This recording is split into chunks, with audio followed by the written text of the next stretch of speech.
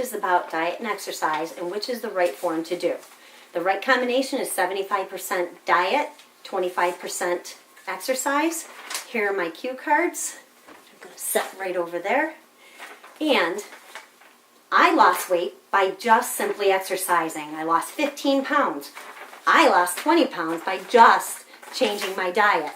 So which is the right one? Can you truly lose weight by diet or exercise alone? Well, initially, yes.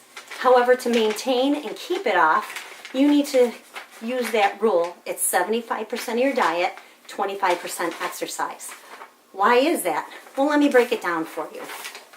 So when you start or you change your exercise program, initially you can lose weight, and especially if you have a lot of weight to lose. And depending on how much weight you have to lose, depends on how much more exercise you may have to do.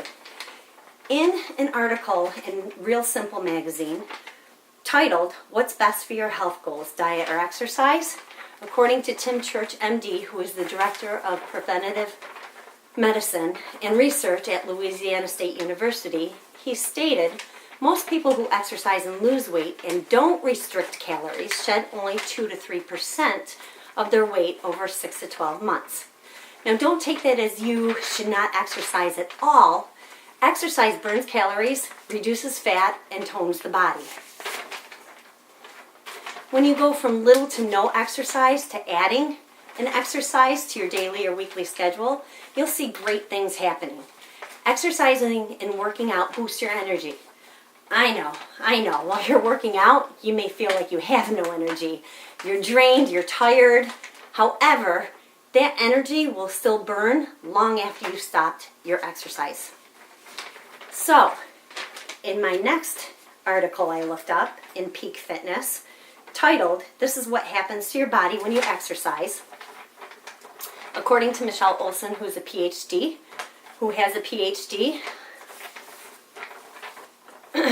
working out stimulates growth of those metabolic tissues. Losing weight through exercise means you're burning mostly fat. If you don't exercise, you are losing muscle and bone density. The biological effects of exercising are tremendous. So according to the American Council on Exercise, which is ACE, if any of you know any of the fitness gurus, weight loss, diet versus exercise, Dr. Joseph Mercola stated, exercising changes muscle, which uses glucose and ATP for contraction movement. To create more ATP, your body needs more oxygen. Well, therefore, when you exercise, you are increasing your breathing and your heart is pumping more blood to your muscles. When you exercise more, as stated before, your heart pumps more blood and supplies more oxygenated blood in your muscles. The fitter you are, the stronger your heart is. The more you are breathing, the more effectively your lungs are working. While exercising, your lungs will want to reach a VO2 max, which is the maximum rate, of oxygen consumption as measured during incremental exercise. The higher the VO2, the more fit someone is, so you want to keep increasing that. Exercise also benefits your joints, bones, and helps maintain healthy bone mass. And finally, exercising increases blood flow to the brain. So when the brain cells grow, it improves your overall functions. Exercise can control weight to a degree, but you have to burn more calories than you take in for it to work effectively. Personally, I love exercising. For the normal person, maybe not so much. Not everyone does. In fact, many despise it. So many are unsuccessful in losing weight this way because a lot of people would rather eat than exercise. Reducing calories is the easiest way to lower your weight.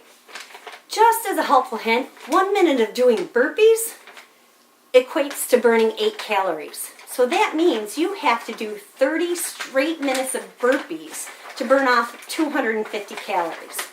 I don't know about you, but I wouldn't want to do burpees for 30 minutes straight. And I love exercise, and that's not something I would want to do. Instead, One less helping or one less spoonful is easier to manage. Your caloric intake is important, but don't misunderstand that with counting calories. You don't want to count your calories, which is not always good. Eating more food, believe it or not, actually helps you lose weight.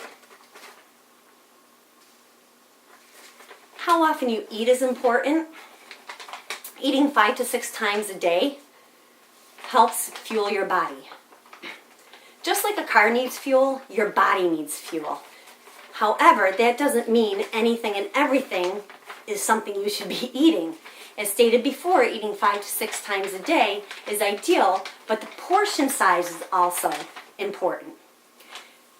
People think that you have to have gluten-free or carb-free diets to lose weight. That's not true. Unless your body has an allergy to it, your body really needs to have those in order to burn the right fuel. However, these things need to be done in moderation. So if you can lose weight by exercising and by by losing weight, exercising and changing your diet are the way to go. So as stated earlier, why is it 75% diet and 25% exercise? Well, in order to effectively lose weight and keep it off, maintain a healthy weight and lifestyle, a combination of both is needed. Based on statistics read in a magazine or an online article through the Huffington Post titled Exercise versus Diet, The Truth About Weight Loss. It had stated 89% of people use a combination of diet and exercise. Only 10% of those people successfully lose using diet alone. 1% successfully lose and keep it off using just exercise alone. However, research shows that the combination of both exercise and diet work effectively. When you reduce your calories, you are reducing your intake, but you are not toning or making your body stronger. Reducing calories can cause excess skin to show and not toning that surrounding skin. Balancing the right food approximately 5 to 6 times a day along with exercise allows for the weight to not only come off but to be maintained. Simply reducing calories may not be done the right way. Balancing the right food intake with exercise allows the body to create the fuel and improves overall body and functioning. So 75% is diet, 25% exercise, and you need to maintain that.